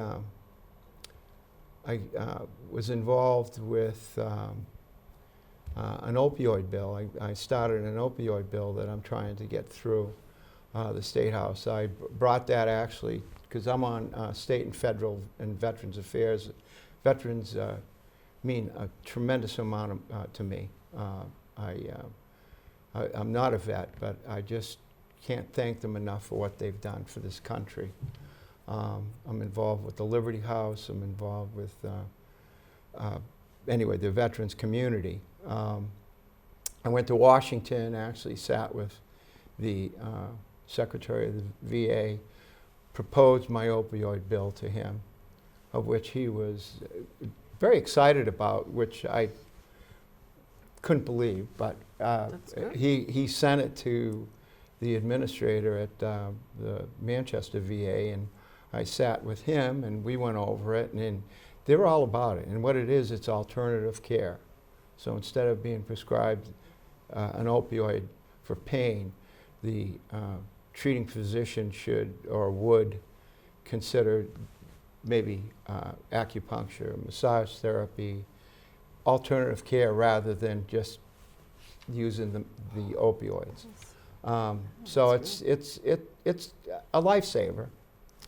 I've had wonderful opportunity to work with Tom Dolan on the bill as well, but Wayne MacDonald, who's the chair of Health and Human Services, has been extremely helpful in getting it past the point where it's going to be sent to another committee. So it's a very exciting time up there. I really would like to see this get passed. And obviously we're coming up on a budget season too, which is concerning that we have to keep our eye on. Other than that, I mean, I think that I would like the citizens to consider voting for me. That's what I should say again. Please consider me, and I'll try to do my best. I want to bring up something though that is very, very close to me. This is a citizenry legislature, and I do have an occupation. I'm a sole proprietor, and people have to take that into account that are in the legislature, as well as the citizens, that I do work and I also do attend my meetings. Which is not always easy. No, it's not. You know, it's difficult at times, but I mean, it's something that I took on, and I want to follow through with it. Take great pride in.